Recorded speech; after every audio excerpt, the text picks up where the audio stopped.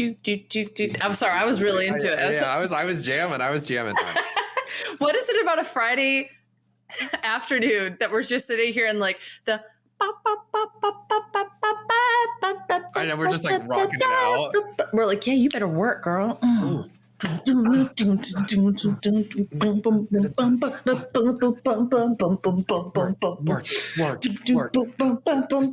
the floor. Pop your pussy on the floor. Pop. Okay. Now we took it to a weird place. Okay, now that's just getting weird. Welcome to Hot Mess Moments. Welcome back. Everyone. Yes, welcome on in. We are now acid reflux free. So I apologize for the delay on this episode, but girl, we got so much to talk about today. It's got drama. It's got kinks. It's got Kate. That's about all I got. I thought cake or Kate? Kate. I wish it had cake. I was just going to say, it doesn't have cake. Yeah, I wish. Ooh, I could go for a big old juicy slice of cake. Is there any character that has cake? No one has a good booty. That's what I think. Like I'm well, across both shows. Like there's no one who has a you know who do? Who? Sylvia Fine. She got a dumper. Sylvia's definitely got a dumpy.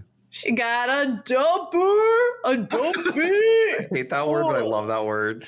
I know. Ooh, big old dumpy. I just want to ravage my teeth. You're like literally the only person who uses the word dumpy that I know of. And so you're like, I hate this word, but I love it. Dumpy. Yeah. Shout out to my friend Boren, who used dumpy a lot, and now I use dumpy a lot. And I was just like, it's just part of my lexicon now. So dumpy.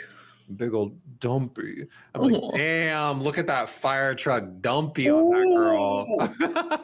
Oh, I could go dumpster diving in that shit. Oh, I hate that. Okay. No. So I'll work on it. Welcome on in, everyone, to another episode of Hot Mess Moments. We are going to try and do 2 episodes this week. So you're going to get double the dose of content. So if this comes out on like a Tuesday, just be warned, you're welcome. Yeah, honestly, you're welcome. We skipped last week. So you get 2 this week. You're welcome.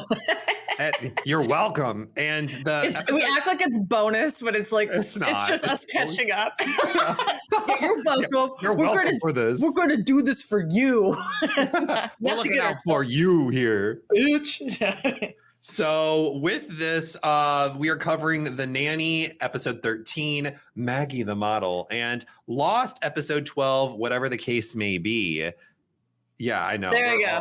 We're all over the place. But these episodes, first off, what are your thoughts overall, just about these 2 episodes? I thought both of them were super solid. Oh, okay. Like, I really. I think I started to talk about this when we have the last time we started recording this. I honestly didn't remember Maggie the model being that funny. Really good. And it was really good. It's been a few years since I've watched it. And I thoroughly enjoyed it as if I didn't know what all the jokes were. And then as they came up, I was like, oh yeah. No, but I really liked it. And then for the Kate-centered episode, a Kate-centered episode, which I was convinced it was just going to be a lot of her going all over again, which is not, again, it's not the actress's fault. It is. It's all Evangeline. Yeah, Evangeline Lilly, fuck up. No, it's not her. It's the writing. And I actually thought this was a really well-written episode, and I really liked how it advanced things. So I thought overall, very solid week. Okay, good. Yeah, I very similarly, like I actually completely forgot what this Lost episode was about. I know the one before this and the one after this, but this specific episode is just kind of a blur. I remember there being like a case. I do remember the flashback stuff more than I do the actual like on island stuff. Mm-hmm. And after watching it, I was like, this was pretty good. Like I really undersold it and I was like warning Beth. I was like, so I know like we've had like a string of hype episodes, but this one's like, And then I watched it. I was like, you know what?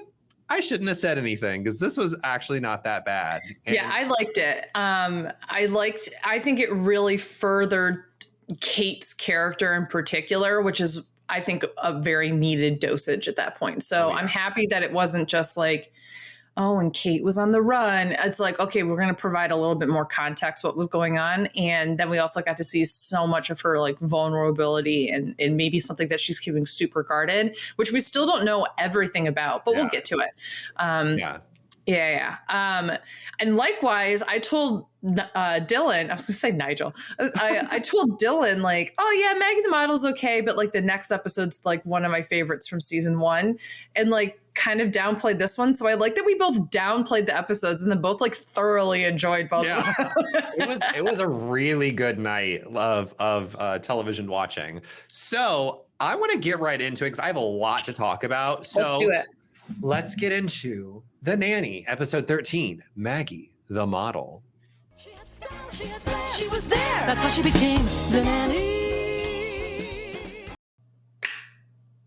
All right, so Maggie the Model. My overall thoughts on this episode is I think this is in the top 5 episodes so far of season 1. Hey. If I had to rank it, and don't quote me because I won't remember the names of most of these episodes, I would give it like a 4. It's like out of the top 5, it's probably number 4 because you go into this episode not expecting much, and by the end of it, you're like, oh my God, everyone was on their A game this episode. Yeah. Like, so many zingers, so many amazing moments.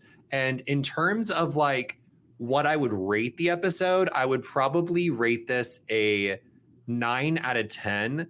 The only reason I wouldn't give this a 10 out of 10 is because there are a few moments that don't age very well. Yeah. In the episode. But and I feel so privileged because I still laughed at him because I was same. like fully knowing the context and that it's not okay. It's like one of those things like, isn't that a weird dichotomy of like laughing about things? And sometimes it's laughing because you're like, it's funny, but it shouldn't be. Like it's like that kind of laughing. Yeah. Yeah, there was quite a few moments in this where I was just like, ooh, but I liked it because it did showcase a very real thing that happens within the entertainment industry. And I've even got my own stories that I'll share like once we get to that section of like, this industry is full of people who try to get sexual favors for power within this industry. And it is a very real thing that is still happening to this day, whether you are a man or a woman or anything in between. And unfortunately, I also don't think that age is much of a factor with that either. Like there are definitely some really horrific people who prey on children and teenagers who are still children, legally speaking, and of course, and are minors. So it is one of those things where I think that they showed it in a light enough way, which was good, but it definitely had like a, hi, this is the industry we work in kind of thing. Yeah, totally. So to start off this episode, we get into the supermodel Chloe Simpson. I think it was her name, right? Chloe Simpson. Yeah, and she wasn't French. She was not. She was English. I was like, she's French. It's like it's French. It's model. You know, fashion. All that fashion. All that fashion in France. So Chloe Simpson is coming to dinner, and Chloe Simpson and Maxwell have a past where Maxwell kind of is like a young teen boy whenever he talks about Chloe, because he's like, oh my God, she's coming. I need to get ready. I need to get like, he loses all like of everything that he's built up in his life at that point and just becomes a bumbling teenager whenever Chloe Simpson's around, which makes no sense because I'm going to say it and I'm going to be mean. When Chloe Simpson showed up on screen, I'm like, supermodel where? She was gorgeous, don't get me wrong, but I'm like, if we're talking about supermodel, Fran is much more what I would consider a supermodel than Chloe Simpson. Well, I would also say age-wise, she's no longer a model. She owns a modeling agency. So there's that portion too where like, what does she look like 20 years prior, which is when she would have been modeling. Absolutely. And that I had to like suspend that. I was like, okay, yeah, I get it. She's not like the supermodel she used to be, but still there is a gag. Oh girl, at the very beginning of this episode. And I was like, oh, we're in for a good time. We get into piss play. Yeah. Oh, there's like 2 moments in this that like really go over a line, and not that it's like, oh, they went over the line and it's a bad thing, but it's like over a line for what you expected from early 90s family hour television, fully talking about piss play. like in the very beginning. Oh, the piss girl?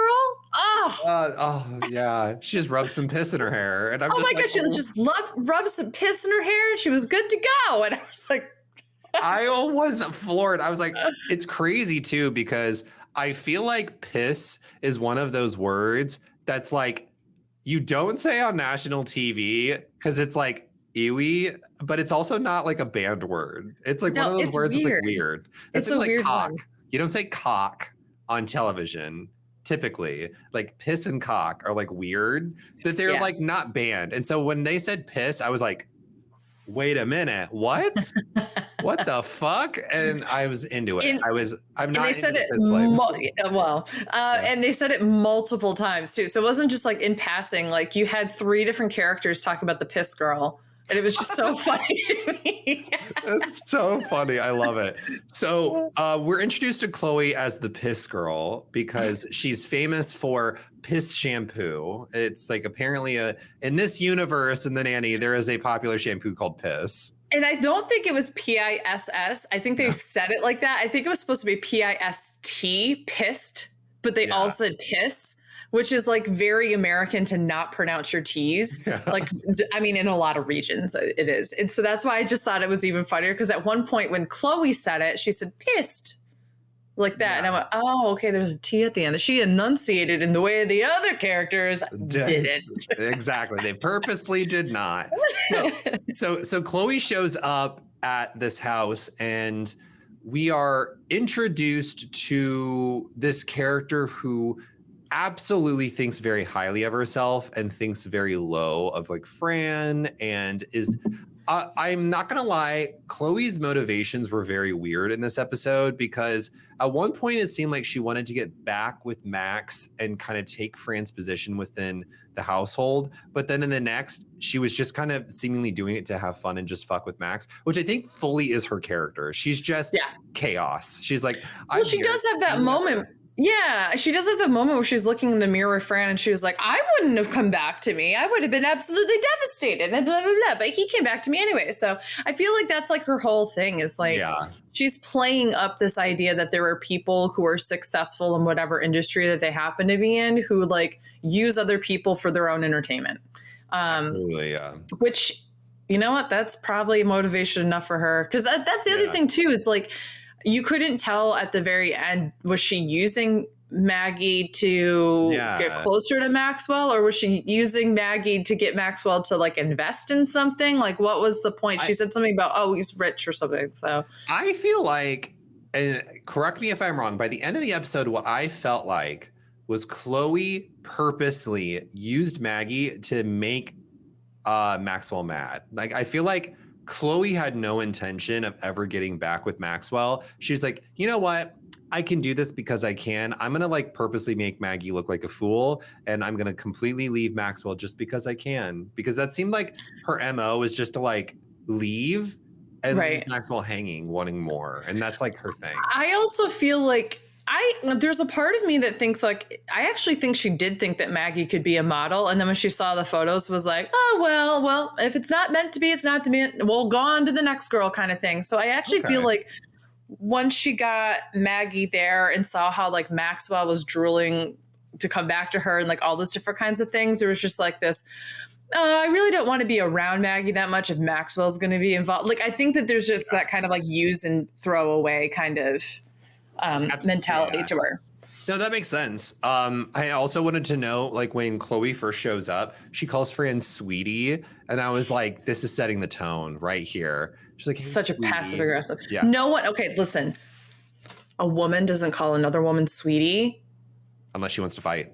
Yes, unless she's taking out the earrings, unless she's ready to like absolutely throw down with somebody. Yeah. Like I literally, unless it is a mother to a daughter. That is the only situation. I was going to say the only way that sweetie is ever allowed in any context is if there is a significant age difference and like respect level there. And and you have to be very familiar with that person. Yeah. Like if you were, because like I will say this, I've been called sweetie, especially again, this is a gendered thing, but by men, hate that. Oh, hate being called sweetie by men, and it happens all the time. But like with women, they're like, oh, sweetie, blah, blah. It's very like, you know what? I don't like using the word patronizing when it's women who do it. So I call it matronizing because it's the same thing. But but it's the same thing where it's like, they're looking down at you because you're young kind of thing and like lowering like your value in that moment. So I haven't liked that either. But if it's like my aunts or my mom or, you know, someone like that, then like, okay, I'll take it. Yeah. I mean, that makes sense. I also hate when people call me hun unless they have like a Southern accent, and then I find it so hot and like cute and like sweet and like makes me feel warm inside. Like, what's up, hun? I'm like, it's weird. Yeah. I text people hun, but I don't say it to them. I'll be like, hey, hun, how you doing? Blah, blah, blah. But I will never say that to someone's face. Do you have anything like that where you like text people and call people something, but you never say it out loud? I don't text things that I don't typically say. Like I try to keep my tone of voice the same across text, but this is another thing we can talk about. I have issues with that because my tone when I speak is much easier to read than in text. So I constantly, this used to be an issue between Nigel and I because we were long distance. And so I would say something and he would take it as like me being aggressive, and it would be me like joking around being stupid. And so you have baby boomer dad energy when it comes to text messaging is what I'm hearing. Yeah. Like I can't tell you how often my dad will be like, call me in like a period. And I'm like, that period is yelling at me. Like that period means that there's an emergency or I'm in trouble. Like, and he'll be like, how was your day? And I was like, what? What's wrong? He's like, oh, nothing. I just wanted to catch up. I'm like, you can't fucking say, call me, period. You can't do that. Speaking of dads, I just went and saw my family after a year and a half of not seeing my family this last weekend. And when I tell you the weird tone difference of talking to my dad, he called me out of the blue and was just like, so you're coming to the family get together this weekend, right? And I'm like, first time hearing about this. And this is a recurring issue with my dad's side of the family, is they never tell me when things are happening until like the day before they actually happen. So my dad calls me and it sounds very serious. And he's like, so you're coming up this weekend, right? It's super important to me and everyone that you come up here. And I was like, okay, like why? He's like, your sister's in town. You haven't seen your sister in like 3 years. Come up there. I was like, okay, fine. If my sister's there, I'll go see. I get up there and he makes it seem like this is like a big ordeal. There's going to be a lot of family members. My dad the only reason he wanted me up there is to keep it a secret from my sister so they could surprise my sister that I was there. And my sister did cry when she saw me, but I was like, Dad, like you should have planned for this, A. And B, I just spent 12 plus hours driving both ways to fucking see my sister when I could have just done it like when I was originally planning to come to Omaha. In a couple weeks. In a couple weeks. I'm like, you are so dramatic. It's ridiculous. The drama. So back to the nanny. There is an outfit that I want to call out. This is tough because I don't think I actually picked an outfit of the episode, but there are some outfits I want to call out. One was this sparkly green, pink, orange outfit that Fran puts on to impress Chloe. Loved that outfit. It was very cute. It would work nowadays. Like, yeah, definitely. There's a lot of those outfits that she'll wear throughout like the entirety of the series that are like a matching like blazer jacket and mini skirt combo that are like not something that you would see any woman wearing to the office, for example, but are just like incredibly high fashion. But you get so desensitized to it because it's Fran and you're like, oh, wow, that's actually a really great outfit. Like, you know what I mean? Totally. Yeah. Like if I saw that in person, I'd be like, oh, that's cute. But because it's on Fran, I'm like, oh, girl, yes, work, mama, yes, you model. But if I saw someone wearing it in the office, I'd be like, what's the occasion? Like, what's going on? Like, I would be like really confused. Yeah, totally. So we get to this outfit of sparkly green, pink, and orange. And this is where we get to the section where Niles and Maxwell are talking about Chloe because Chloe and Niles don't like each other. Niles knows the whole shebang, the whole history between Maxwell and Niles. And this is where Chloe shows up. And I'm like, this is who Maxwell's freaking out about. Excuse me, who? No, I was not a fan.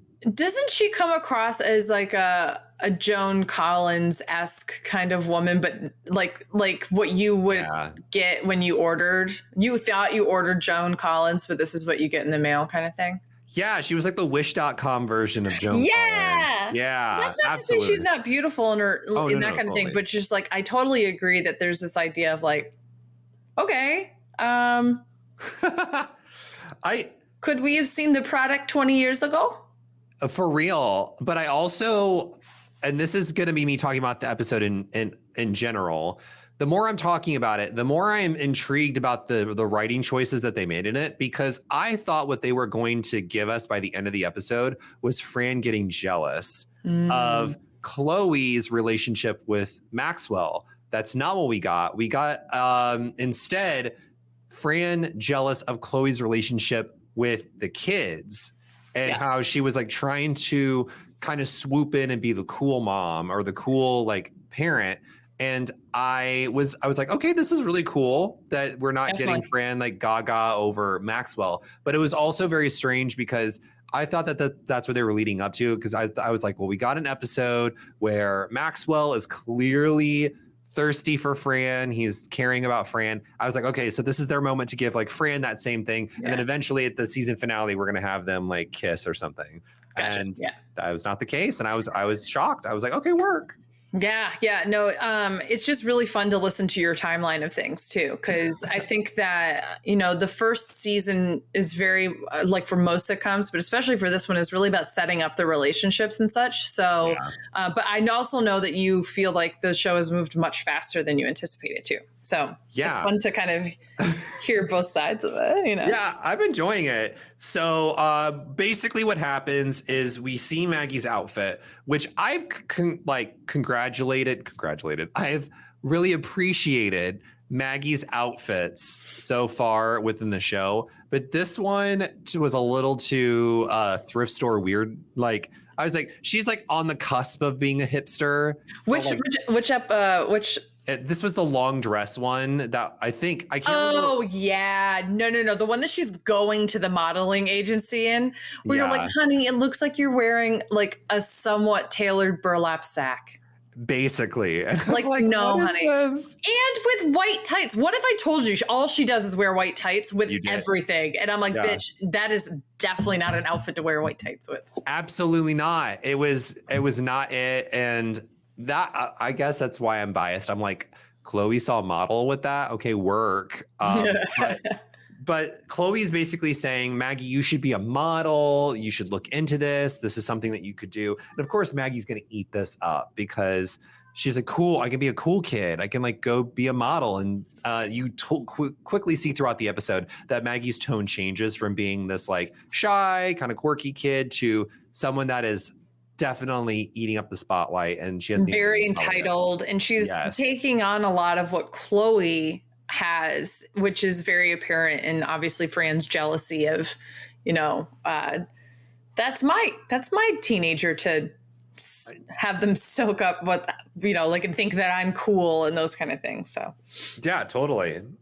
I'm trying to think of what happens after that. So Maggie, I'm trying to remember like the order of events. So Chloe tells Maggie you should be a model, and then I can't remember what happens after. So basically, they set up a little trial basis photo shoot, and so before they're going to the photo shoot, that's where we have her wearing that burlap sack, and then she goes to the photo shoot, and she's getting her pictures, or she's getting her makeup done by a guest star. Oh, Andy Dick. I have a bone to pick. I have a bone to pick with Andy Dick. Mm-hmm. So Andy Dick is one of, I correct me if I'm wrong, Andy Dick is straight. And so Andy Dick made a career for himself by playing gay characters through all of the 90s and early 2000s. Yep. And I'm going to say it now, Andy Dick, you annoy the fuck out of me, because he knows exactly what he's doing. And absolutely. Every time I see Andy Dick, all I can think of is The Surreal Life. And I like, because he was on that VH1 show, The Surreal Life, I think. Yeah. And every sitcom that ever existed basically throughout the 90s because he always was guest starring. He was always in everything. Yeah. And so that's exactly like, I'm happy that we've gotten to a place where we're starting to say like, how about gay people play gay characters and straight people just leave it the fuck alone? And the same with like, I'm sorry, if you were cisgendered, you should not be playing a trans person, period. If you don't have a disability, you shouldn't be playing a character in a wheelchair, for example, if you're not a person who needs a wheelchair. Like, I understand that there's sometimes things where you're showing before and after they're like standing up and those kind of things, but like, CGI exists, people. Like, you tell me you can't make a person look like they're walking in CGI, and yet we can have fucking like Robert Downey Jr. taking on Thanos in an Iron Man suit. Like, come on, like there's shit that you could be doing here. So yes, and we're still facing this problem. There's a whole fucking Love Victor series right now where like the two main characters are fucking straight actors who are playing these gay characters trying to come out of the closet. Like, stop it. Stop it. Yeah. Or like, I guess for the gay example, if there's going to be someone who is straight playing a gay role, they better fucking be doing their research. They better be really in depth, having these meetings with like gay people to be consultant on like what their lived experience is. Like, if for some fucking reason you can only hire a straight person to play a gay character, I want to see them doing their due diligence and like. And I also want to see them being the loudest advocate in the world. Absolutely. And I don't even like the word ally anymore. Like, it is, it takes no energy to be an ally. It takes all the energy to be an advocate. For sure. And so I'd rather see them out there doing that kind of thing. But that's, that's our little rant about Andy Dick. Yeah. So when I saw Andy Dick, I was like, oh God. So Andy Dick is doing Maggie's makeup, and that's when we get this awkward moment with this creepy photographer. And I was floored that they included this, but I appreciated it after because of the conversation that happens after. But there is this photographer who is heavily hitting on Maggie, and Maggie tells him, hey, I'm like 14, or a friend says, hey, she's only 14. And he still keeps doing it. Yeah, well, he's taking his photos and like humping the air and like you're like, oh, I love you, make love to the camera, like all this other stuff. And Fran sees it and is like horrified, and she goes, hey, she's only 14. And he goes, who is touching me, which I don't like so much? Which is ironic, because he would love to be touching her without her consent. And that's one of the things that I felt like didn't age well. Like, we probably wouldn't have put that in a television show nowadays. But at the same time, I'm happy that it wasn't just like something that's like accepted by all the characters. Like, that's an action that's called out. So like that one, I can kind of be like, okay. Yeah. And it also opened up this conversation, even though it's not explored very deep, about how Chloe mentions that's just the industry. This is just what it is. Like, you have to have sex to kind of make ends meet. And that's what Chloe talks about while I think they're at the house before this photo shoot, and she kind of like mentions something like that, or it's afterward. Yeah, something like that. So I want to tell my story real quick about my experience within this industry. Don't worry, it's nothing too graphic, but trigger subject if you are triggered by any kind of like weird, creepy sexual situations. Just fair warning now. So if you're watching, we'll give a thumbs up when it's good to watch it. Yeah. So I was invited to basically play this game called, oh my God, I really can't remember the name of it, but it was basically this MOBA that was out at the time that was soon to be released. So I was at this PAX event, and the game developers took a really keen interest in me. And I was like, I don't normally play these games. I don't know why you're interested in me, but sure, I'll come to your event and I'll check out your game. So I checked out the game and I was like, this is actually a ton of fun. I'll follow the development of your game. I'll maybe stream it sometime. So I go to that first PAX event. It's really great. I meet one of the head developers, and he is gay. He's this openly gay guy. He's got a husband. And so I was like, oh, cool. So they like reached out to me because they knew I was gay, and they were like, we would love to see some like gay LGBTQI plus people play our game. So I see them at another PAX event, and I notice that this PAX event is only an esports event. So there's only people who are attending this event who are like pro level players within this game. They're trying to build out the esports scene. Why wasn't I there? For real, yeah, esports player. So they invite me to attend this event. And when I get there, I'm very much the odd one out because I'm not an esports person. I don't do esports. I'm not a professional gamer in this thing. But they were like nice to like kind of include me in things. And so they're like, we're doing this party at the end of Friday. You come to GameWorks in Boston and we will drinks on the house. You can meet some other people that are in the esports scene and some of the other developers. So I go to this party. It's a really fun party. And I'm meeting all these people. And I'm still kind of the odd one out because they're all talking about like how they're excited for the esports scene. FYI, this game doesn't exist anymore. It like got shut down and the entire studio got shut down. So karma. So the developers were all there and I felt like singled out and I kind of wanted to leave. Well, at that moment, my hotel that I had been staying in, I was staying with someone. They ended up having to leave early. So I didn't have a hotel to stay in at this event. And I was like, shit, I have to like figure out where I'm going to stay. And I don't know what to do. And I had been drinking at this event. So I was like, fuck, I can't walk to my hotel anymore. I don't have money to like stay at a hotel. So this game developer who's this openly gay guy is like, did you have like all your luggage with you and such too? It was still in the room. So they text me and are like, hey, you need to like come grab your stuff by the end of the night because I have to like check out. And I was like, okay, that's cool. So they this head developer of this game is like, hey, you can stay with me and my husband at our house. And I was like, at that point, we had only had like 1 to 2 conversations. So I was like, felt very uncomfortable that this like developer of this game, I was like very drunk and was just like, hey, you can come back home with me and my husband. So I was like, do you have like a guest room? And he's like, no, but we have like a couch you can sleep on. And I was like very, very weirded out by this entire situation. So eventually I found someone to stay with and I let him know. I was like, hey, just letting you know, like I'm going to leave. Like, I don't want to stay with you and your husband. I hope it's not awkward. And he's like, okay, whatever. So I, from that point on, never get contacted about this game ever again. I'm never invited to any events. I don't get any new codes for anything like that. Like all of a sudden I'm just like forgotten about. So I was like, you know what? Karma, bitch, because their game studio ended up shutting down like a year or 2 later. But I was just like, that's so scummy. I bet you the reason I was not invited anymore, it was because I made that head game developer mad because I didn't go home with him and his husband. You know what? I wouldn't be shocked. Like there are definitely people in like every industry that are, yeah, we're good. For those who are watching, yes. Yeah. For those on audio, I hope that you were able to scrub to a good point to get to us. Okay. Yeah. But yeah, no, that's definitely like really scummy, and I wouldn't be shocked if that's exactly the reason why. But yeah, so in the episode they cover this kind of, there's an over-sexualized kind of way, but then Fran also overhears the photographer talking to Chloe, and she says, how's she doing? And the photographer says, she stinks. And she goes, oh, well, make a big fuss. You know the deal, blah, blah, blah. Her family's rich.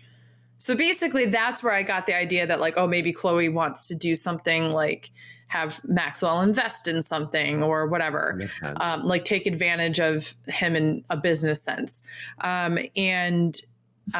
So they fill her up with gas. And of course, Maggie gets home to the kitchen. That's when she's on the phone with somebody and be like, oh, I'll probably have to walk in Milan. I might have to go to the Paris show, just like all this other stuff. And Fran is very clearly not about it because she overhears the conversation. Yeah. So she knows that that Maggie's just getting like strung along at this point.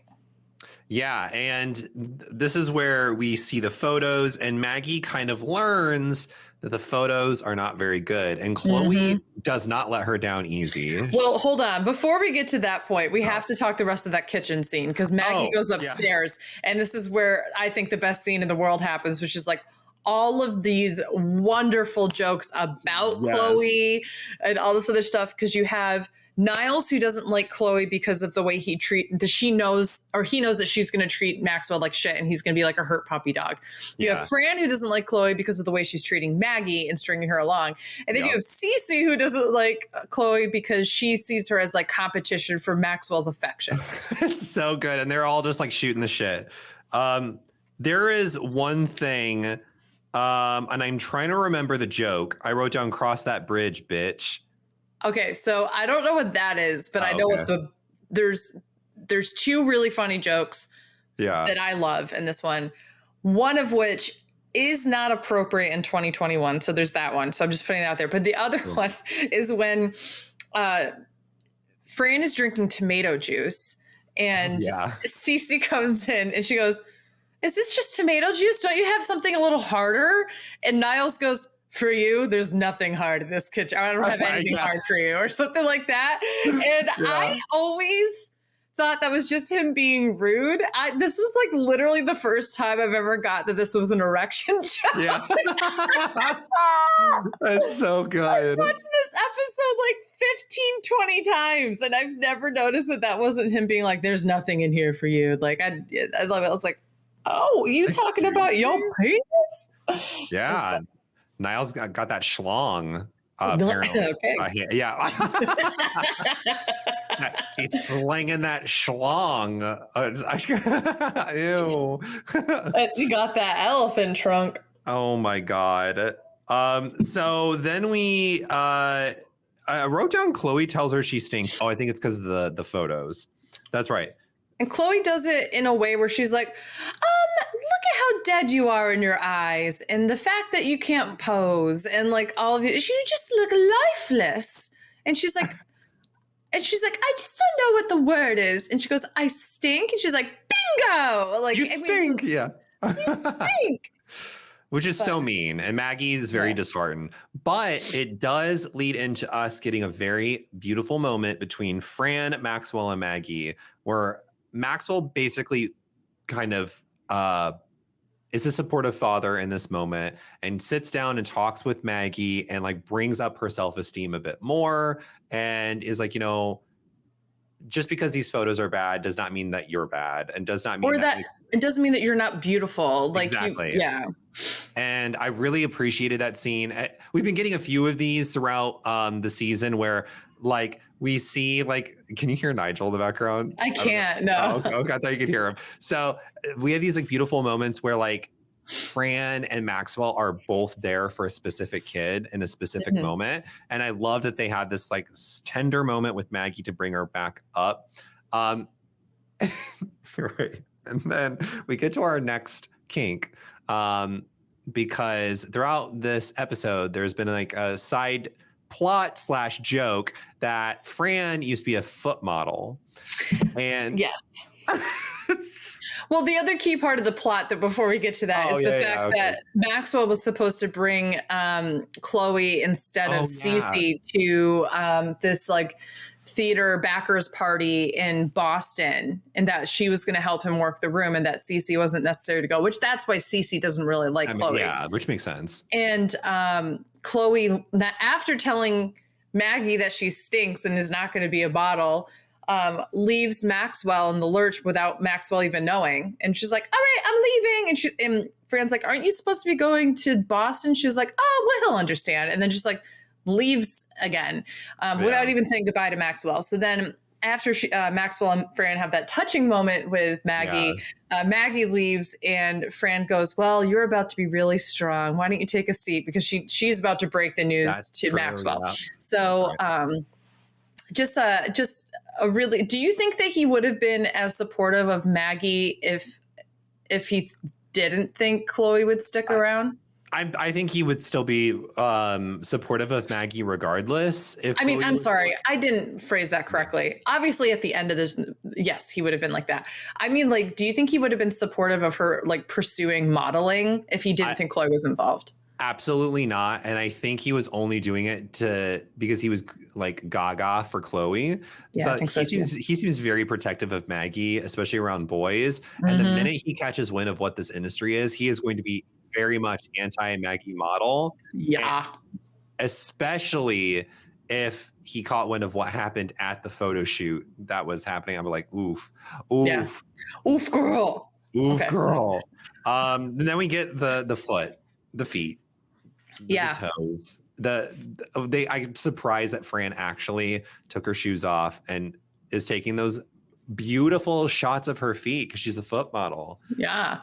It's actually that is something you'll hear every once in a while throughout the series, is that Fran used to be a foot model.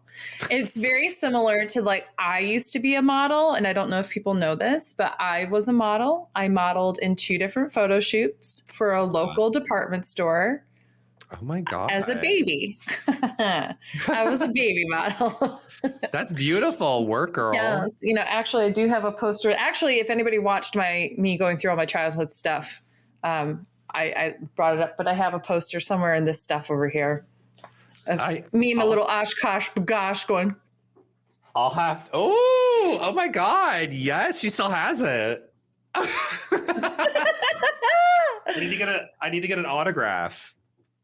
I'm like, are you that baby from Oshkosh Bagosh? It's not even for Oshkosh Bagosh. It was for the department store that was local to Syracuse, New York. Like, it was called Day Brothers, DEY, and in the 80s. And it is one of my favorite fun facts, though. Like, we brought it up at work one time, which was, you know, like, we were doing all these like random facts. Who do you think this fact belongs to or whatever? Yeah. And I was like, this person was a model in the 80s, because I wanted to throw it off because people would be like, well, Beth would be too young or whatever. And I forgot that my boss knew. She goes, it's Beth! And everyone's like, Beth's too young. She's like, no, it's Beth! And then I was like, damn it, it was me. And then I showed a picture. My favorite was... What? I will find it because I have it on social media somewhere, and I'll tweet it out. Okay. My favorite is that I modeled a whole bunch of, like, you know, here's some overalls and then a lot of winter clothes, and because that's necessary in Syracuse, New York. You get some of the most snowfall in the entirety of the United States. Yeah. But then I also was like one of the 2 babies that was advertising Addison Day's prettiest baby contest. Oh my God. And it's me going, you're like giving a pouty lip, and you're like, I'm going like this. Yeah. Oh, you got like your hand up. It's like touching your face. You got pouty lips. You're like kind of like giving jawline, even though you've got like big fat baby cheeks. I mean, I still have big fat baby cheeks. I'm like, oh, I'm sad. I made a doo-doo in my diaper. Like, my jumper. My jumper. Ew! My dumpy. I made a dumpy. So that is basically the That's the Nanny. That's what happened. Maggie the model. Overall, thought it was great. If I had to choose an outfit of the episode, I actually probably would choose the sparkly green, pink, and orange outfit that Fran wears. I agree with that one. Yeah. It's really cute. And my MVP is definitely going to go to, I think, Niles, because he had a lot of zingers this episode and a lot of really good like one-liners. And if I had to give an LVP, I'm definitely giving it to Chloe. Yeah. Just because she a bitch. She awful. She's awful. I hate her. She can choke. Choke on this. No, what's that? Where were you taking that? To choke on this. Choke on Niles' slang and schlong. No, another slang and schlong. Come on, slang that schlong, Niles. Come on, schlong. I hate it. I fucking hate it. Oh God. Okay. Well. So, yeah, Lost. Let's move into Lost. Speaking of schlongs, no, I'm just kidding. There's literally no schlong. No. Sadly. Okay, hold on. But I will start. Okay. Here, wait. Do your thing. Yeah. So before we get into this, it's time for us to talk about Lost, episode 12, whatever the case may be. Previously on Lost. All right. Now. Yeah. Boom, baby. Boom, baby. All right. So here's my number one note is the beginning music is so gorgeous. Oh, I don't remember what it's like strings it's just like really beautiful, ethereal sounding when Kate is picking fruits while she's like climbing a tree or something like that. Yeah. And then she gets down and then you hear like a rustling behind her and she kind of looks behind her and then she continues and then there's more rustling and then she looks behind her and then picks up something, throws, and then it's Sawyer. He's following her, wanted to make sure she's safe. You know how you can also make sure she's safe? Announce your presence. Because what if she fell out of the fucking tree? Yeah, or like don't stalk a woman while she's in the jungle alone. Like that's fucking weird, Sawyer. Like what's wrong? What are you doing, bro? Like calm your titties. So but anyway, that beginning music was absolutely gorgeous. And I can't come up with any kind of symbolism or anything for it other than I think it's supposed to show her being peace. And then immediately the music turns when there's someone who might be behind her, which ends up being Sawyer. And then they start arguing and walking for a bit. And then she stops them because she hears running water. And they come across a waterfall. Yeah. And I have a theory about the waterfall. Ooh, okay. What is it? I think the waterfall is the Black Rock. Okay. All right. Because all of the rocks were really dark and it was tall. And this is the only time that they have found anything that is remotely running water, fresh water kind of thing. Yeah. So it would make sense that the expedition crew would be going to the Black Rock either for fun or for like getting water or something like that. So that was my theory. And then also have to yell, why, Sawyer, are you getting into the water with your jeans? Yeah, that was weird. I'm like, take on, at least wear your underwear. He takes off his shirt. Like, what the fuck? Like, I'm sorry. Like, you literally have been swimming in the ocean in your underwear. Why is this any different? Swimming in jeans is like the worst feeling in the world. Or just swim naked. Like, she's seen your dick before. So, like. I think he is trying to be somewhat respectful now. Like, somewhat. But, like, I just didn't understand that. I was like, girl, come on, take off your jeans. Anyway, that was a moment. But then the other part, I yelled at these people so many times. The other part was they just dive off the rocks into, no. You don't dive off of rocks without jumping or like swimming around the area to make sure that you're not gonna hit a rock or something. You just like first jump dives into the water. I'm like, well, Sawyer's dead. He just breaks his back and then that's that.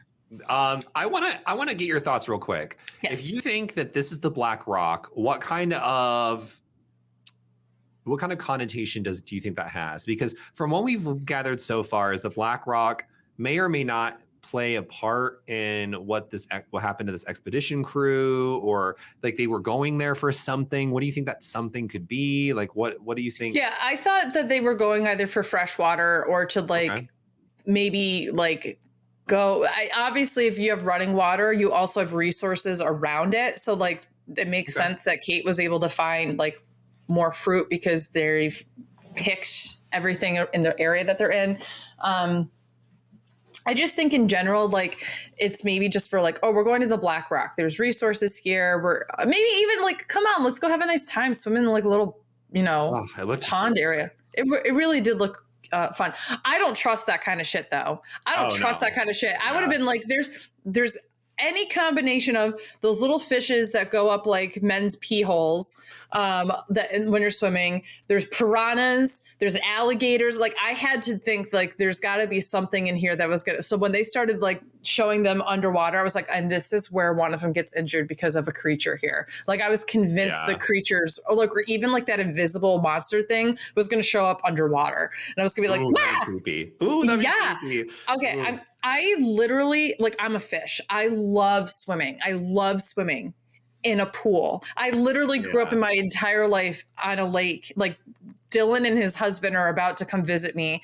And, like, they're going to see how much of, like, an absolute, like, freaking, like, little nightmare person I am when I get in the water. I'm like, something just touched me. They're like, Beth, you grew up in this lake. No one's ever been injured here. Like one of the creepiest things that I will do is, because it's a lake in the Northeast, it's not like the West where the water runs a lot. So therefore it's really clear. It's the water sits more. So therefore you can't really see down to the bottom. We'll get to the middle of the lake and hang out. The creepiest thing for me is just having my legs go straight down and not moving them for a second. Yes. I'm getting the thought of that and it freaks me out too. Bitch, we're gonna do it though. I want you to do it because you go, Yeah. Legs as if moving your legs are gonna like save you, but it's just like having your legs just go straight down. And you know it's like 60 feet deep or whatever, so it's not like you're gonna touch anything, but you're like, oh no. Yeah. There could be anything down there. Yeah. That's it's so a thing. So anyway, but what they actually do discover when they're swimming is they find a couple from the plane, like where like their seats in particular just brought them into the water, and they're dead, obviously. But I would like to say those bodies would be way more bloated than they are if they were underwater. Yeah, I was a little weirded out by that as well. I'm wondering if this is more so a makeup issue, because I was thinking the same. I was like, I feel like these corpses would be somewhat okay. Wait, I'll preface this. Science in this show is loosey-goosey. Well, and that's what I'm trying to figure out. How much of it is science being loosey-goosey, and how much of this is symbolism or little clues that you should be paying attention to? So when I'm watching this, I'm like, maybe should they be dead? Or are they not dead? I was convinced they were just going to like grab, like come alive and grab. That would have been crazy. That's why I was like so freaking scared the entire time that they're sitting there, and I'm going, no. And Sawyer's like pickpocketing. Yes.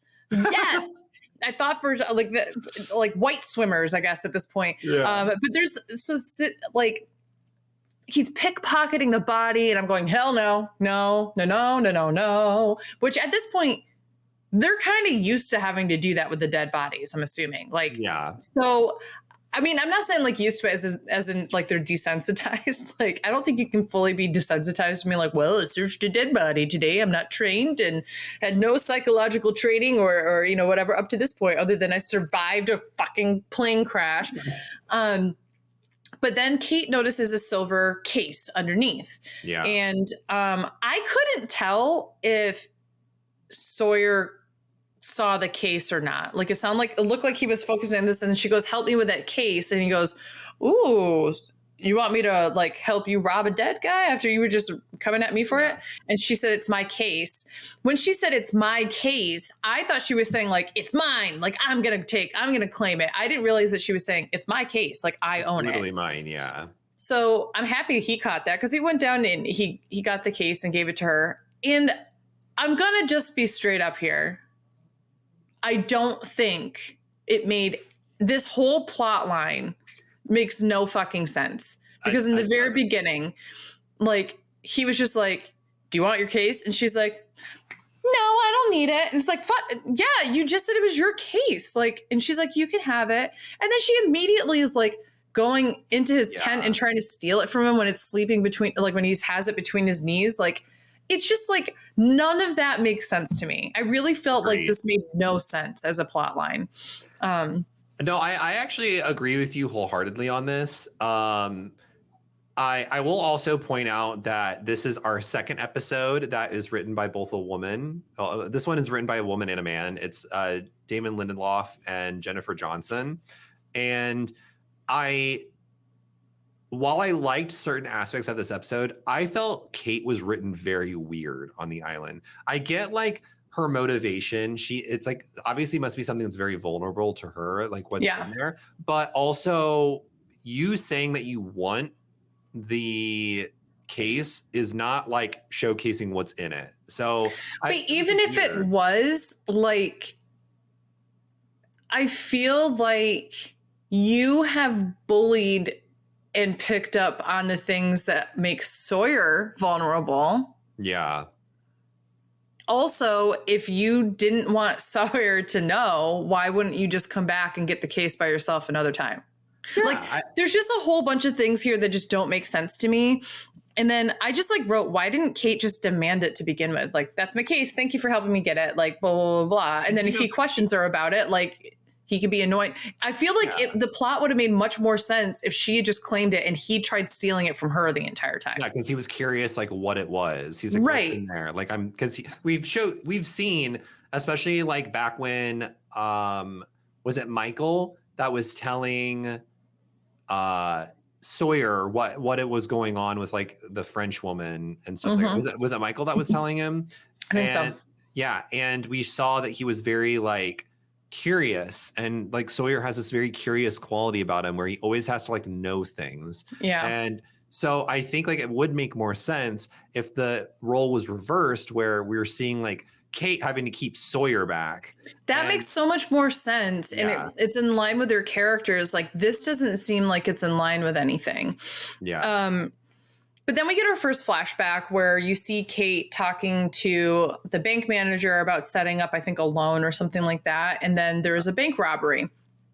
And just the way she was acting and looking at them, I just was like, oh, she's in on this plan. I knew it. I literally wrote, I think Kate was a part of the robbery plan right here in my notes.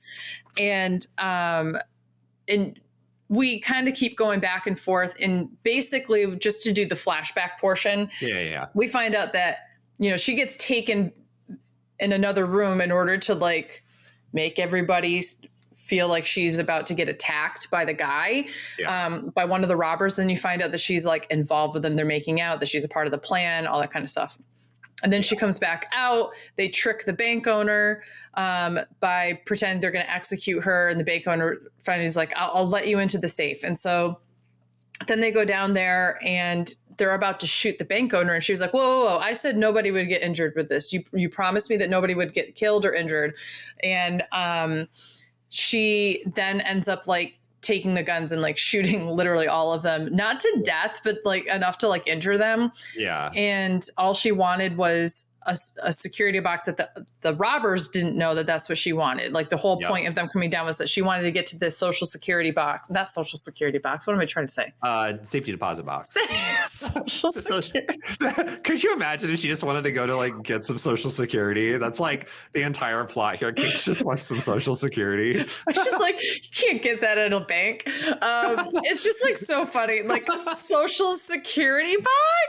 Could you imagine? What is that? She does all this to get social security, and the bank teller's like, I think you're in the wrong spot. We don't you have need to that. hit up the government. Like, she's like, fuck. I'll join them in January 6, 2020. But anyway, so the bank owner was like, well, I won't be able to, you have to have 2 keys. And she's like, I have the other key. So then she grabs it and the case is in, or it's either the case or whatever isn't. It's literally just the, if I'm not mistaken, it's just the envelope. It's just the green envelope that has like the little toy in it. Yeah.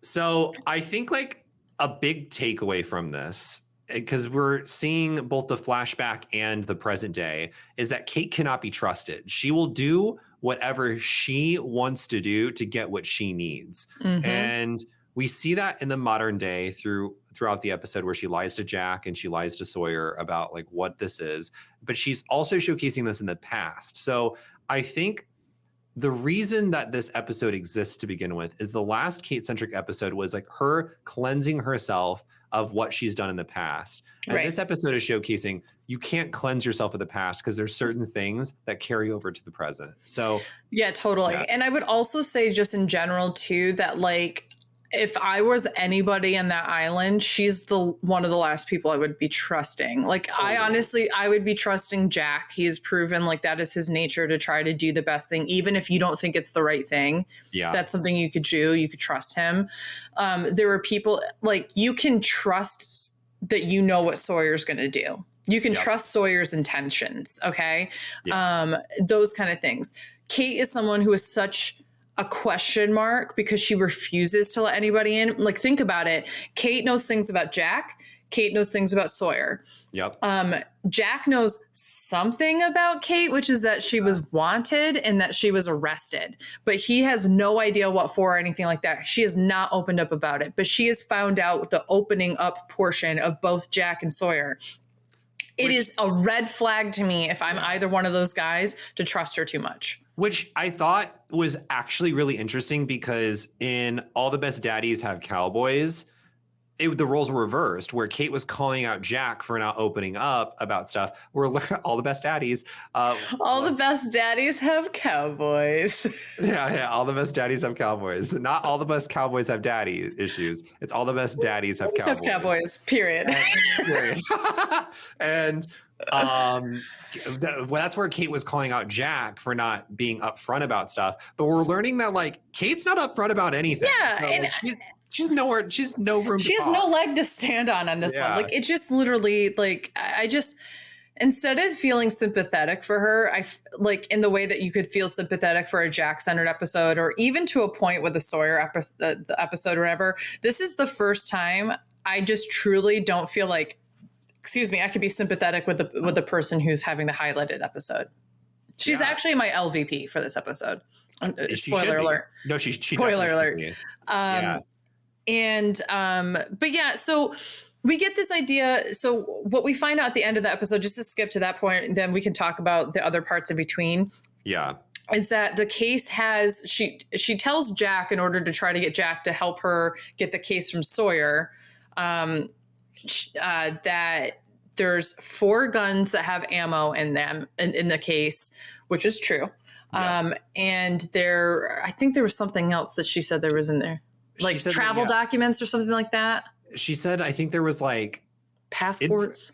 There was like info about her. And so she wanted to the way that she positioned it was there was guns in the case that needed to be like, we can't give those to Sawyer. They have to be like within like our grasp. And B, there was information about her that she didn't want to get out, like her past, like her. And Jack past.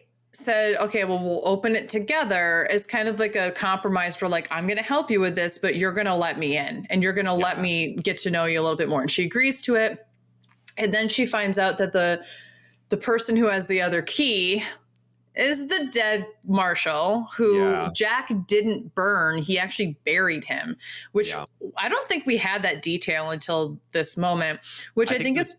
Yeah, he purposely kept it away from everyone. He didn't tell anyone that he buried this body. But clearly Kate knew, because she said, I know that you buried him. I need you to take me to where you buried him. So that's my point, is like, Jack obviously wanted to give him a proper burial after like advocating to everybody, well, we can't do burials, we just have to burn everything. But the guy that he ends up having to kill, he has like this personal connection to and feels like he wants to give him a proper burial. Yeah. So that's just like a little fun thing that I think that they just like, I say fun thing. It's like the furthest thing from fun. I love that he buried someone he had to kill. Lovely. He's so silly. Oh, silly Jack. But no. But it is something that I felt like was worthy to note, because we have not been told that to my knowledge beforehand. So they go and they uncover the body, which like it looked like it was like mostly skeleton, and I was like, that decomposed very quickly. Yeah, like this is where I say I think it's like wishy-washy science, because they clearly didn't have the CSI research team at the time helping them out with it. Yeah, as I was like, timeline wise, this should not be decomposed as they didn't have Grissom from CSI coming in and doing the entomology of the bees and like, oh, okay, this is blah, blah, blah. Or not, did I say bees? You said bees. I meant to say insects. Yeah. Yeah. He's like, well, this comes along at this part of the Anyway, actually, that was a throwback. I have not watched CSI in a good 15 years, and I loved that show. Same. When you said Grissom, it brought me back. I used to play the CSI PC game. I played it too. I loved that shit. It was so good. I don't remember it at all, but I know I played it. I remember some of it, but yeah, I remember. It's so fun. I loved that show. I hated Jessar, the Grissom Sarah romance. I hated that. I hated any of the romance stuff. I was like, fuck that. Don't show me the romance. Show me the science. Okay. Anyway, they tried to be like Grey's Anatomy. They were like, ooh, let's get No, Grey's Anatomy tried to be them, because they came out way before Grey's Anatomy. That's true. And I will say Grey's Anatomy, they did it fine, I guess. Whatever. It's I don't actually watch Grey's Anatomy, so I can't. I don't either. I've never. I watched 2 episodes. I watched the episode of Grey's Anatomy where the bomb was in the guy, and they had to and Meredith puts like her hand in there and then she can't move it. And then they have to have a bomb squad come in and take it out and all this other stuff. Yeah, that was incredible. It was like this. It was like the middle of season 2 of the episode or of the series. And they literally did this as like the after Super Bowl like episode that they aired. So that I just got a lot of hype and I was like, I want to see what happens with the guy who has a bomb in his abdomen. Like, what's going on here? And so it's a really good episode. I remember it. But regardless, going back to Lost, they find the wallet in the wallet of the marshal. There's a sleight of hand moment where Kate gives him the wallet, and he said, "There's no key in here," and he goes, "But that was some nice sleight of hand movement." He caught her. And I actually give Jack major applause for learning not to trust her, especially with something that she wants, because I don't think that if he was on his A game, he would have been looking out for anything like that with sleight of hand or anything like that. And so she does have the key. He gets the case for her from Sawyer, and he makes her promise, like he gets mad at her and all that stuff. And he goes, "But we're going to open it up together because you promised we were going to." Yep. And we open up the case and we find that inside the envelope, in addition to everything else that was in there, that he said is a little plain toy that looks like it's supposed to be a part of a keychain. Like it's like missing some links or something like that. Yeah. It does, yeah. Which makes me think that it's really not about the plane. I think it's about whatever that was connected to for like a key. So whether it was a house key or a car or something like that. I think it's a car, and that the guy, like she runs over this guy or whatever like that. Like she killed him like accidentally, not like purposefully. Yeah, I like that theory. I also think it's like really interesting in this moment that even when all the cards are on the table, she is still lying to Jack. Yeah. She is still not telling the truth. And then he's just like, "You better fucking tell me the truth. I am over this. Like, this is ridiculous that you can't just tell me what the fuck is going on." And eventually she does. And he just leaves her there crying. He's like, "I'm fucking done with you. Like, get out of here." Because she admits that it belonged to the man that she loved, she said. Not boy, man. Yeah. Which is why, like, my initial thought had been like, oh, was this a child that she had that she accidentally killed or like purposely killed? Because that's super dark. But she said man, which makes me think that it's just because it's Lost, it could be an adult family member. It could be a father. It could be a brother. It could be a lover. I mean, it could be a whole bunch of things. But she said, "I killed the man that I love. This belonged to him."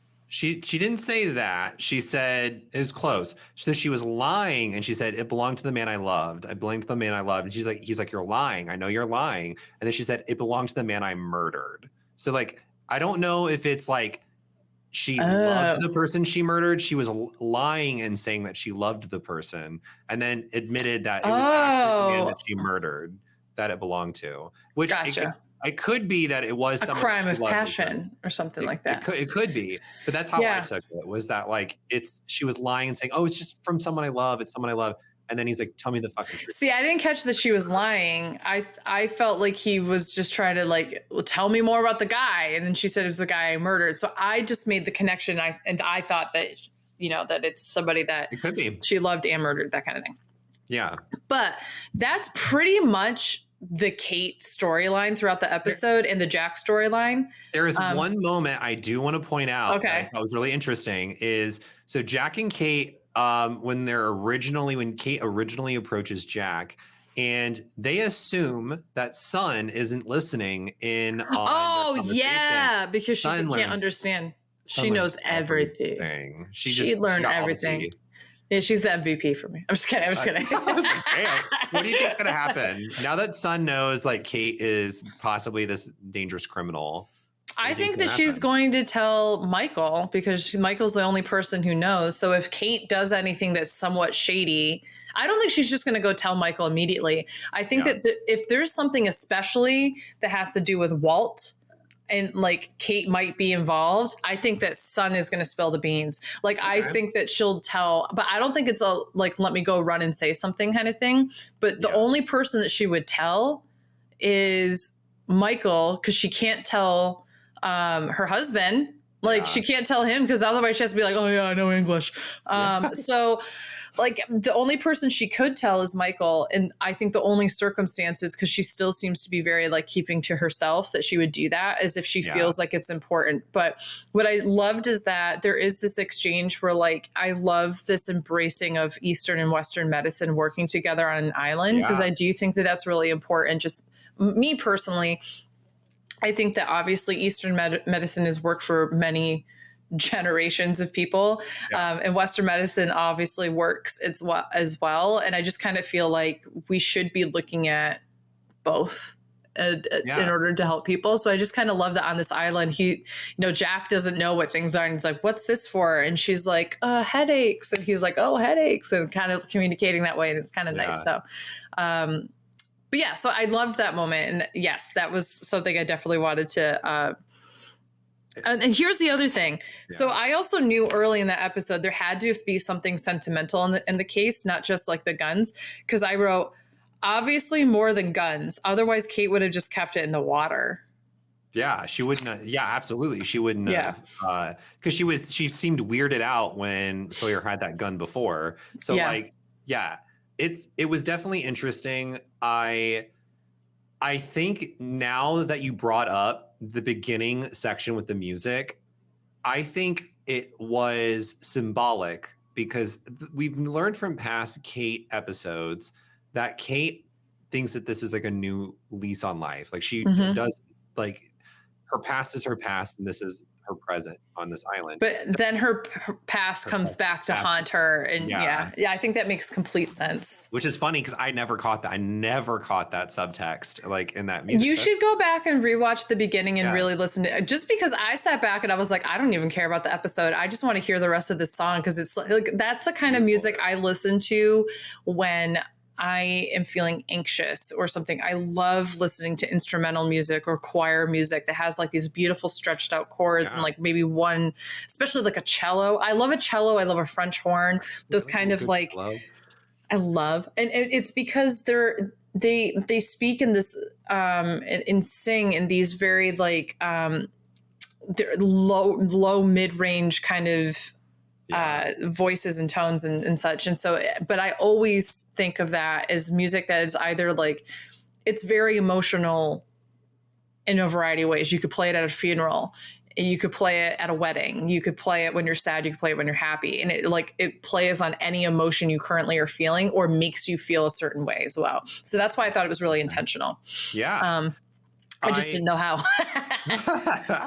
I want to move on to this interesting other plot. There's like two other plots within this episode. So the first is the tide is moving in, and Saeed remarks how it doesn't make any sense that the tide is moving in this quickly. It's not normal. It shouldn't be moving up. It's because the game makers of the Hunger Games simulation want them to move into the forest, similar as to like when Katniss goes too far away from everybody and they create forest fires to force her to go towards everybody else. There you go. Point blank period. The spirits are going, flood them, put them into the thing. Now that we have, the baby, we can start doing some weird sacrificial shit, and we need them in the jungle. That's what I think it was. Yeah, it makes sense. I can give you a actual production reason of why this was introduced. Ooh, tell me. So the actual set was going to be underwater because of the tides in Hawaii where they filmed. So they had to think of a reason of why they needed to move them to a new beach camp. So from here on out, there is a new beach camp. It's like a new set. It's in Hawaii, like a new set, part of the island in Hawaii where they filmed. And that's like going to be the more iconic like beach camp going forward. So they had to think of a reason. They're like, okay, so this is like, there is like a story reason of why there is like this tide issue, but they're like, let's introduce this now. Well, just kind of like, it's very interesting because I didn't get a good sense of like how far off the beach they really are coming, because if they're just outside of like right in the tree line area, then okay, fine, whatever. Yeah. If they're farther in, just go to the caves, people. Like honestly, at this point, like I don't understand. I don't know. I mean, maybe there's something plot wise in order to keep them as like two groups or something like that. Or maybe like there's something where it's like the cave people versus the beach people, blah, blah, blah, blah, like something like that. But maybe you'll have to wait and see. But the point is, there's two main points I want to make here. So Jack and Saeed have this conversation, and Saeed denies the whispers. He says, I was just hearing things. He doesn't admit to hearing any kind of whispers to Jack. mm-hmm. And the second point is that Jack's like, well, we have maps. You stole maps from this Frenchman. Decipher them. Like, what are you doing? Like, make yourself useful, decipher these. And he says, well, they're in French. I can't speak French. And then this is where we get the Saeed and Shannon plot line. What are your thoughts? So I wrote, wait. Oh! What? I'm awful. I shouldn't be allowed a pen whenever Shannon comes on screen. What? So they were also having a hard time. Sawyer keeps trying to open the case, and they said, you have to hit it with something hard. And I said, ooh, hit the case with Shannon. He just picks up Shannon. Yeah. I just like that first of all, that I phrased it with, ooh, hit the case with Shannon, as if, like you said, like Shannon's just being swung, not like you're throwing the case at her, like she's like being used. That's funny. Imagine if you threw it at Shannon, it just opens and she doesn't even react. It's just like, she's like, what? Anyway, we get a little bit more Shannon in this, where she's being recruited by Saeed to help with the French, and she's like, I don't know French, or I was there. And basically says that she learned the language because of like a lover, and he was like, that's the best way to learn a language, and kind of like bonds with her a little bit on that. And I also wrote, I swear to God, if there is a relationship between Saeed and Shannon, I am done. You never know. There was definitely some romantic like subtext. No, there wasn't. Nope. There was a little bit. It was not romantic. It was him manipulating her to do his bidding to get the thing. I'm potentially, but there was a reason for this. Why Shannon was doing this was because Boone basically was talking about how him and Locke are up to something within the jungle, or she's questioning it, and he's like, you're useless. Well, because they're all moving off of the beach too, and like she's not doing anything to help, and he's like, you're the only person here who's not doing anything. You're useless. And I have a feeling that this is something that she's been told her entire life. Yeah. Like, again, going back to last episode, I was trying to theorize. I'm sure you already know. I was trying to theorize what the relationship between Boone and Shannon is outside the island. Does Shannon have anything to do with the family business? Like little things like that, right? And there's a part of me that wonders if they have like a third sibling. I can't remember if that was brought up or not. And if they... I get middle child vibes from her, like hardcore, which tells me that she is often overlooked. Like I get Boone as the younger brother. Like that's the vibes I get, is that he's the younger brother. He's maybe the only boy. I have an idea that in my head, they have an older sister who is like a go-getter and like the protege for mom. And Boone is like, I want to be one too. And like Shannon has no desire and just like lives off of like whatever she can, like from her mom or whatever. Like that's like what I kind of have from it. Right. You get like almost these Alexis Rose vibes from her, like I'm just gonna go to France and like spend some time with mama, that kind of thing, right? And so she finally sees this as a way to potentially like live up to the potential that, or the expectations that others might have for her. And so she's sitting there and she's trying to translate. The words don't make sense, and then I can't remember, what does Saeed say to her that gets her upset? And then she leaves and she said, it's probably because I'm just useless, and just walks away. He was kind of an asshole to her. He was like, we've been trying to basically translate this for the last like 2 hours, and all you don't seem to know what you're saying. But like Shannon has been very forthcoming that she can't speak French very well. So like get off her fucking ass that she's at least trying to like. Yeah, no, I totally agree. And I also think here that, I don't know. I think he's not really upset with Shannon. I think he's upset with, I don't understand what's happening, and this is really important to figure out, kind of thing. So at the end of the episode, she approaches Saeed at the new camp and says, I realized why the words seem familiar to me. They're lyrics to a song.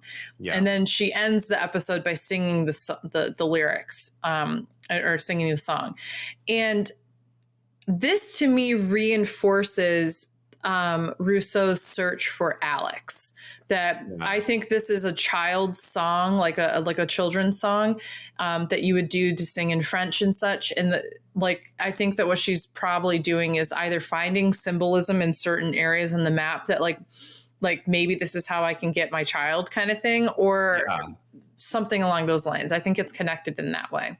Yeah, it definitely showcased also a really big. Hold on, I got a mosquito. Ooh, get that mosquito, girl. It's the invisible monster. It's not invisible. Bitch, come over here. Oh, get it, girl. Hold you on. gotta get that mosquito. Ooh, she took off the headset, the earbuds. She's ready to fight. Whoa, Beth. Oh, Beth's got her fists up. She's punching the mosquito. She's currently dead. She beat that mosquito's ass. She literally drop kicked the mosquito. It was amazing. I said, you come over here, you little ugly bitch. Yeah. This bitch is messing up my floor. This bitch is messing up my floors. So my favorites. In this moment, I also thought it was very interesting that Shannon brings up a very good point where she's like, why do you think that these markings on this map are the writings of a sane woman? She's been on this island for 16 years. For you to assume that this is something important is very strange, Saeed, because like you need to also think of this in the context of maybe she's just writing on this map to write on this map, and maybe it's not important. Because she mentions that like none of the words make any sense to like the locations that they're in. Right. And I think that that's it. The only theory I had is that Alex is one of the voices singing that song, and that she's been in those places with those lyrics being heard. Oh, I love that theory. That's interesting. Okay. Yeah, that would make sense. Like this is like, I've heard this lyric here. I've heard this lyric here. I've heard this lyric here. And then I feel like, I mean, like it's been made clear then, you know, all she's after is just trying to find Alex at this point. Right. Yeah. So, so that's what I think is I think that's the case with that. But yeah, and go ahead. I was gonna say potential. Do you think that they'll actually get together, Saeed and Shannon, or do you think it is more of him using her? I think that I honestly did think it was him using her and like showing her kindness in a way that I think he's a really good observer, and obviously as someone who's really good at, you know, getting information out of people. It's not just about aggression and torture. It's sometimes about emotionally manipulating people. I also want to point out, I think just in general, not for this episode, manipulation, we always see this as like a really negative thing. It's a necessary human communication tool in order for people to better understand, right? So leaders manipulate through empowerment, through, you know, all these powerful ways in order to get people to do what they need to do in order to get a task done or to be successful or whatever, right? So manipulation isn't always bad.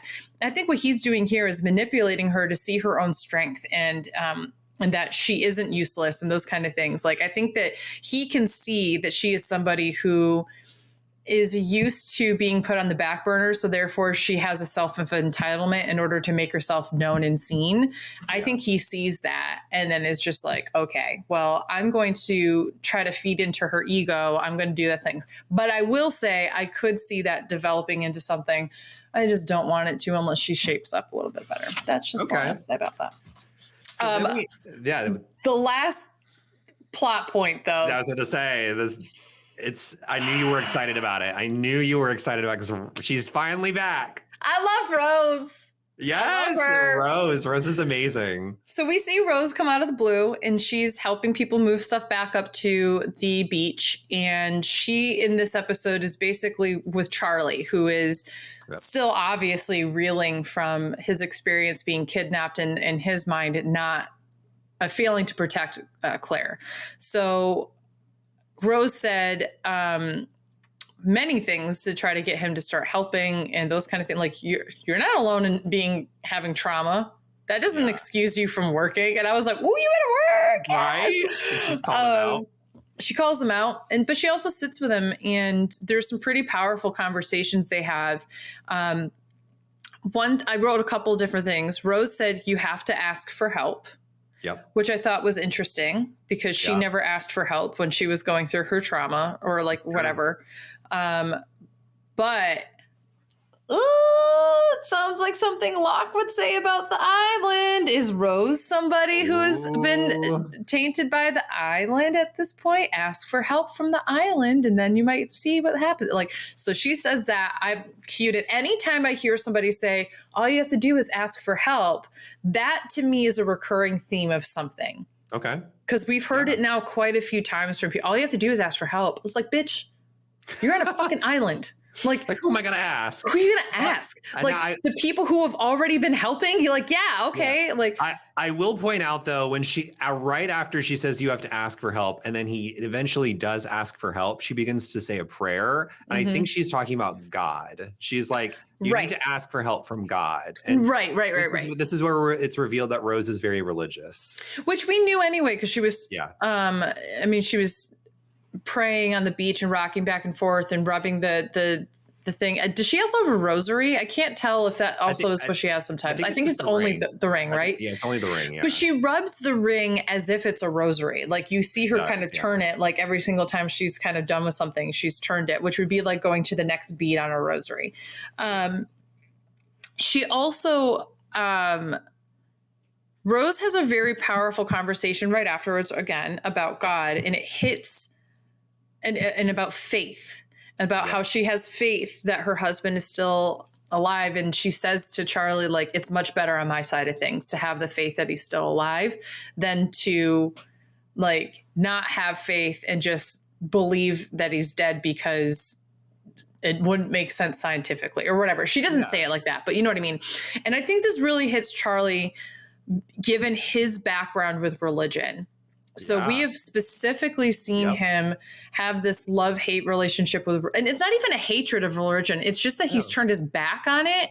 Yeah. And I really think that Charlie feels like a lost puppy who like, this is exactly maybe where his brother couldn't get through to him about like getting clean and that kind of thing. You now have Locke and Rose who provide exactly the resources that he needs in order to get clean, in order to go back to what gave him joy and faith and those kind of things. And I think that that's why this hits him so hard. It's not even so much that it's about Claire.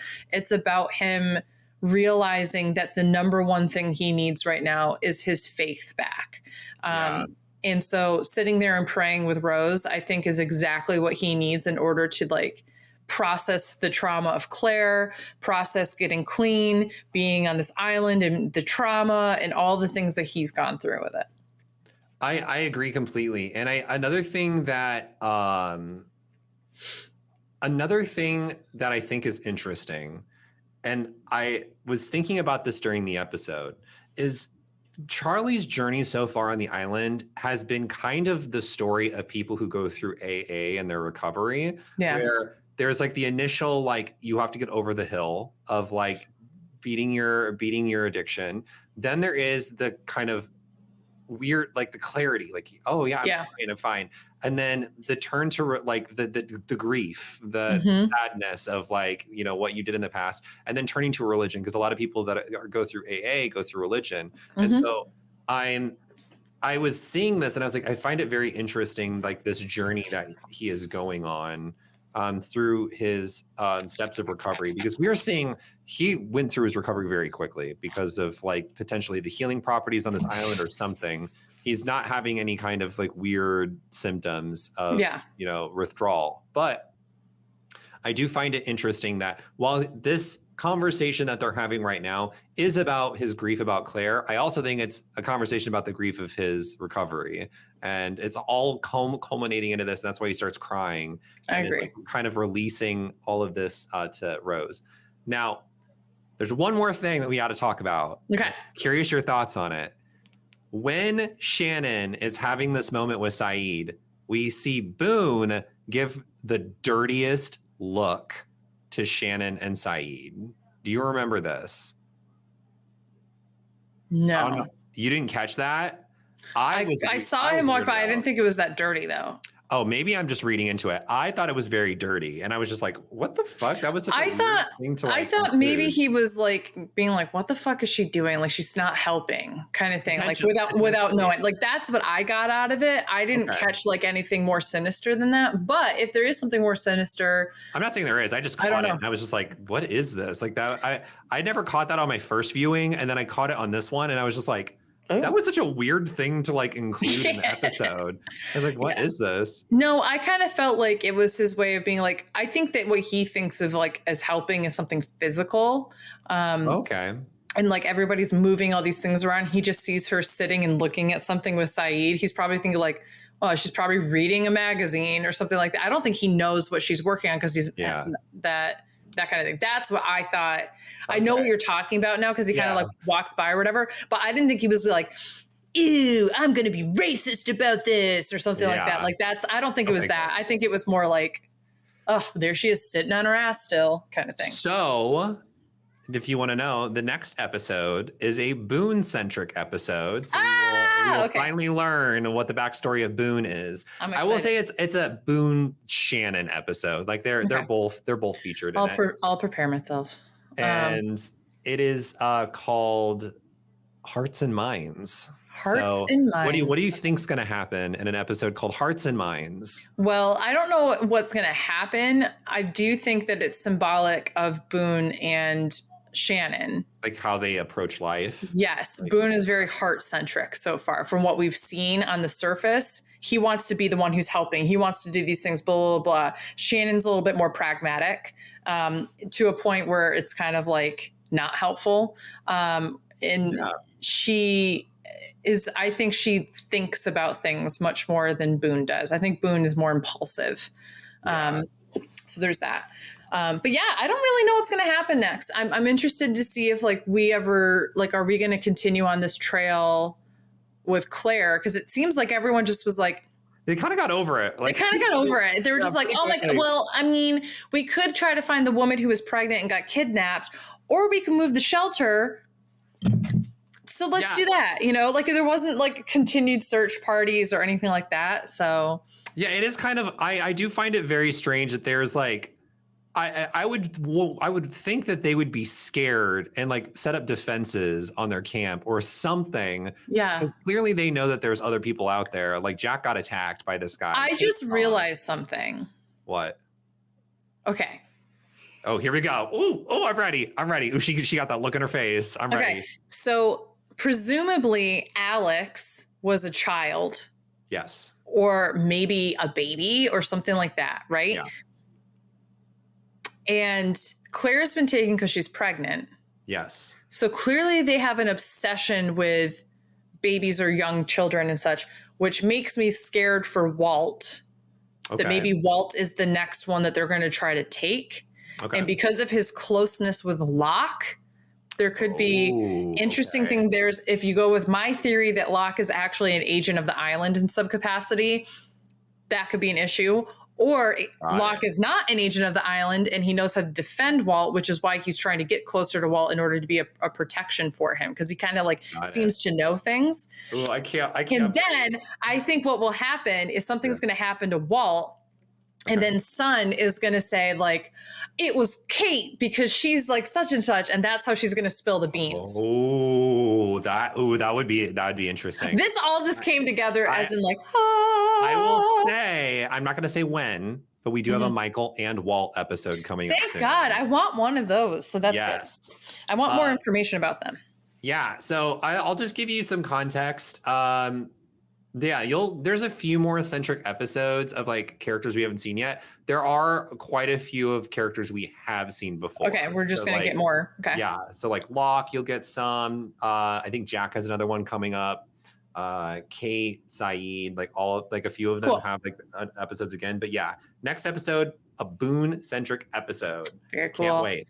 So who was your? Oh, go on. Sorry. No, I was just gonna say what my MVP and LVP was. So that's perfect. Okay. So as we know, my LVP is Kate. Girl, what the hell are you doing? My MVP, I think I'm going to give it to... I have my own, but I'm curious what yours is. I think I'm going to give it to Jack, but I so want to give it to Rose. Oh, okay. I have my own thoughts, but why?